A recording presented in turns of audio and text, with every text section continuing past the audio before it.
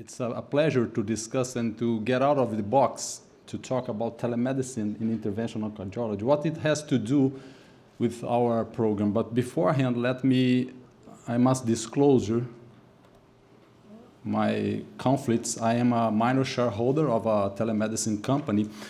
And before getting to the topic, telemedicine for interventional cardiology, let me invite you to check how we keep information since life began. We started on the atom level, then to the DNA, our brain, and we created computers. And the singularity epoch is the period when computers and brains will interact by means of reverse engineering of the brain. There are many, many applications of this solution. And how does it happen? This is amazing. The way singularity is coming is by means of the time between developing a concept and implementing it has shortened a lot. Photography took us a century, radio 50 years, television 25, and the Pentium computer 1 month. Why? Because of the computer power. And it's predicted since 1965 by the Moore's law that every 18 months, computer capacity double. Think about that. Every 18 months. What takes us to an exponential growth of the calculations per second per $1,000. And it's predicted that by the next 35 years, one single computer will process more than 7 billion human brains. It's predicted.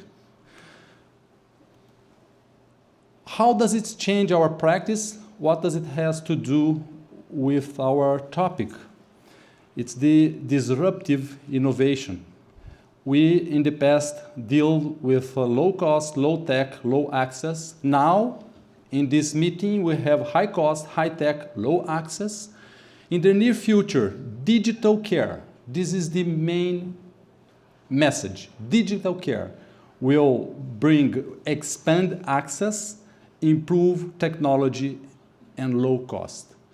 But there are 3 critical messages: technology, capillarity, and scalability. Let me give you one example that was just presented during EuroPCR. Fast computational FFR, QFR. By fast computation, we will replace the wired FFR, and those of you who invested in wired FFR learned and spent time, maybe you missed money, and it's strongly correlated. Let's then move to the topic. We clearly divide one epoch of pre-digital era to the post-digital era. And the backbone is digitalization. Digital files can be transmitted through internet high-speed network to change medical practice, to keep integrity, accessibility, and confidentiality. But the pillar, before you implement any telemedicine program, pay attention to gradient of content. We must transmit from Mount Sinai to my town. There is a gradient. I'll learn a lot, then I'll enjoy the program. By this concept, I started a program. Maybe none of you know my city, but you know Uber. You know Uberization. My city is Uberlandia. You'll never forget where I live, in the center of Brazil. And from that city, we expanded throughout Latin America a telemedicine network. We provide more than 27 peripheral devices, EKG, EAG, whatever you may think. But at the end of the day, we transmit 10,000 patients a day. It brings a lot of big data, and this big data, if we convert into the first message I want to send you, clinical research. You asked me how telemedicine may improve interventional cardiology. Clinical research is one of them. And my friend, Dr. Deepa, just presented data from the optimized trial. And among the trials, we were part of the Optimize, and we enrolled 3,200 patients within 2 years in this clinical trial program. And by working in the center of Brazil, the FDA suspected of fraud, and they went there to inspect us. Fortunately, it went very well. We were inspected by 2 times.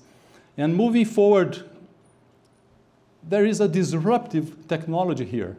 And you've heard about the registry randomized trial. We can collect, we can randomize, but just to think about that, moving forward to the telemedicine application, I want to invite you to another challenge.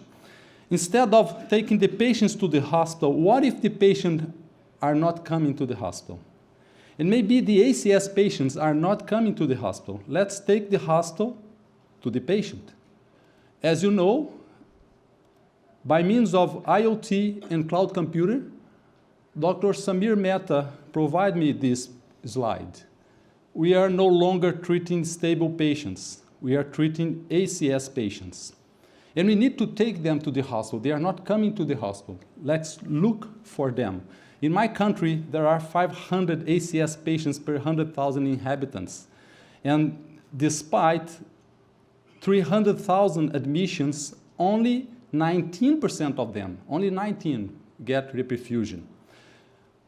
Dr. Mehta introduced the Latin America Telemedicine Infarct Network. We connected in Colombia and Brazil 20 hospitals to more than 100 remote sites. This is our website. I checked it yesterday. We collected 170,000 patients, and among them, almost 2,000 STEMI. We improved time to diagnose, 5 minutes.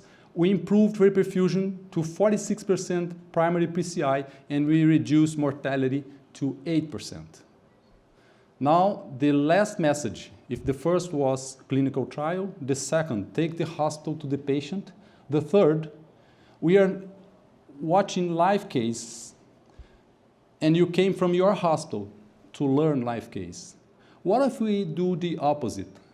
Let's take Dr. Sharma to your hospitals. Let's invert the approach, and let's take Mount Sinai to your CAD Lab.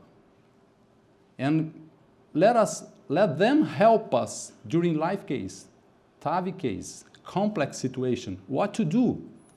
And it's not a difficult challenge to connect every single device you have in the CAD Lab. Every single device. It's not an issue. Based on the high-speed network, based on the digitalization of the device. This is our CAD Lab in Uberlandia. We don't have Uber in Uberlandia, but we do have high-speed internet, DIPA. And every single device, like OCT, like the angiogram screen, IVUS, whatever, and even the CAD Lab itself can be connected to a remote core lab, wherever it might be, in Bangalore, in Russia, wherever. You just change the concept and you transmit live case. We just invert and do the opposite of what we are doing right now here. Why not? This is the third message, that is to take your CAD labs to the high-level core labs. And with the big data, data mining, and all the technology, we can dramatically improve the quality of your care. And then, ladies and gentlemen, to conclude, I would say that the way to singularity, disruptive technology, is irreversible. Hospital will need to have a manager of the future. Speed is the new value. Internet of Things, big data, artificial intelligence, world is not changed. It has already changed. And telemedicine application, which is the main topic, there is no telemedicine anymore. It's e-health. And I got this book from Dr. Jagat, from the physics quantum guys. Everything that can happen does happen. Thank you so much.